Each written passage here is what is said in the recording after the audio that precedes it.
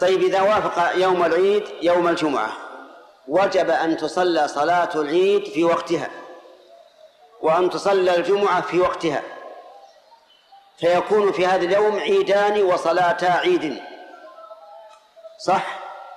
عيدان، عيد الأسبوع وعيد الفطر، والثاني وصلاتان، صلاة العيد وصلاة الفطر، كما دل على ذلك حديث النعمان بن بشير رضي الله عنه أن النبي صلى الله عليه وعلى آله وسلم كان يقرأ في الجمعة والعيد سبح اسم ربك الأعلى وهل أتاك حديث غاشية، وإذا كان يوم العيد يوم الجمعة قرأ بهما، فدل ذلك على أن الرسول عليه الصلاة والسلام كان يصلي العيد والجمعة إذا وافق يوم الجمعة يوم العيد.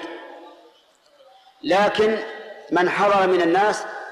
من حضر صلاة العيد من الناس فله رخصة أن يصلي الظهر ولا يحضر إلى الجمعة. أفهمتم؟ جاك النوم؟ لا تسأل، ما في السؤال. أفهمتم الآن يا جماعة؟